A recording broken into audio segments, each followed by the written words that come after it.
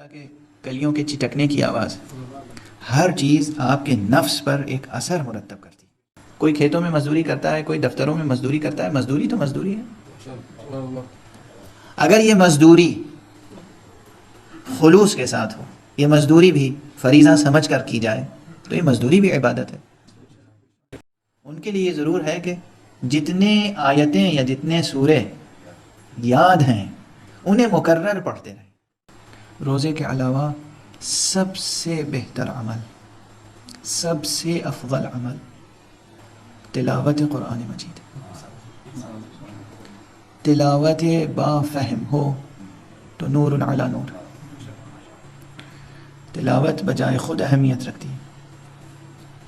بہت سے حضرات اب یہ اس شبہے میں یا اس وسوسے میں مبتلا ہیں کہ ہمیں عربی زبان نہیں آتی تو قرآن مجید کی تلاوت سے کیا فائدہ ہے۔ یہ شبہ درست نہیں، یہ واقعاً وسوسہ ہے، وسوسہ شیطانی ہے۔ قرآن مجید کی تلاوت کریں، یہی الفاظ قرآن، اس کی تلاوت کریں۔ ان الفاظ کو ادا کرنے میں بھی ایک تاثیر ہے۔ کلام نور ہے۔ اور ایک مثال بہت پہلے میں نے عرض کی تھی، لیکن ایسی مثالیں بار بار دہرانے سے کم بچے اور نوجوان باتوں کو اچھی طرح سمجھ لیتے ہیں۔ ایک صاحب نے یہی اعتراض کیا کہ ہمیں عربی زبان نہیں آتی تو ہم قرآن مجید کیا پڑھیں۔ میں نے عرض کیا کہ آپ کو چڑیوں کی آواز سمجھ میں آتی ہے؟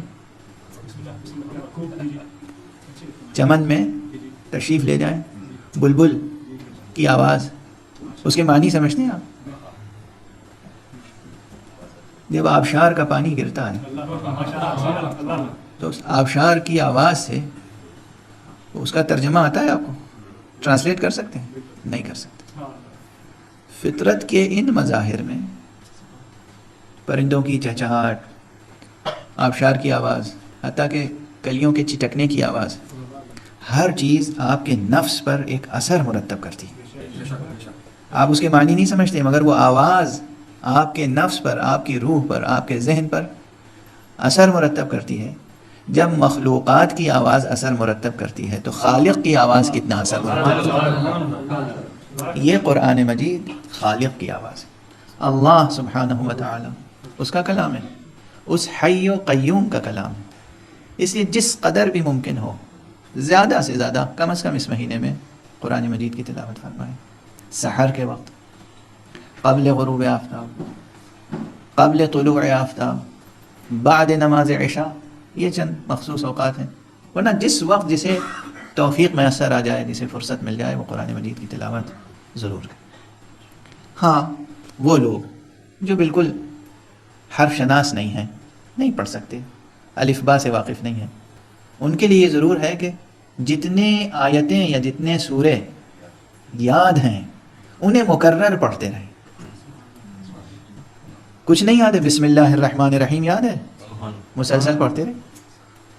ایک بسم اللہ کی آیت مسلسل پڑھتے رہیے، دل میں یہ ہو پروردگار کاش ہم اس قابل ہوتے کہ تیرا کلام پورا پڑھتے، ہمیں اتنا ہی یاد ہے، ہم یہی پڑھ رہے ہیں۔ اب اس کا اجر، اس کا ثواب، اس کی تاثیر، اسے اللہ پہ چھوڑ دیجیے، اس کے بارے میں فکر نہ کیجیے، آپ عمل کیجیے۔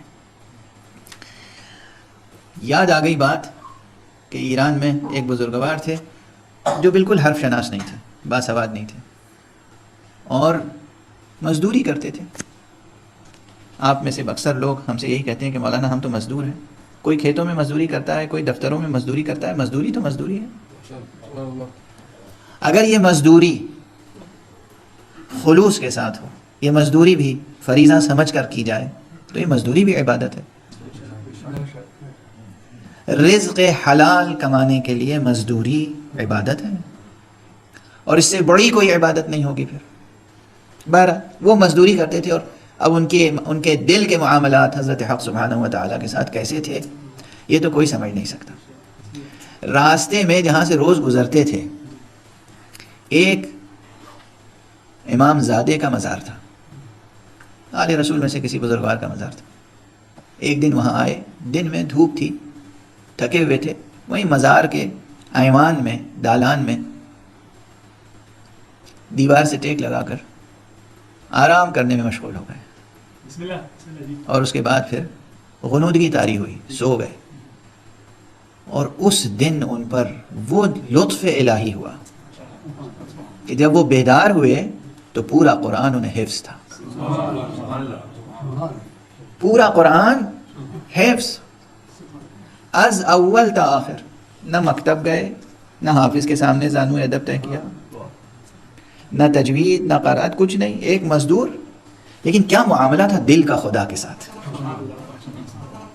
یہ اہم بات ہے، یہ ایک تحفہ ہے آپ حضرات کے لیے، یاد رکھیے گا کہ اگر دل کا معاملہ حق سبحانہ و تعالیٰ کے ساتھ درست ہے، دل میں صحیح جذبہ ہے اور صحیح وسیلے اور واسطے نظر میں ہیں، ہاتھوں میں دامان محمد و آل محمد علیہ السلام، تو پھر ممکن نہیں ہے کہ انسان کی دعا قبول نہ ہو، ممکن نہیں ہے کہ لطف حق سبحانہ و تعالیٰ شامل حال ہے۔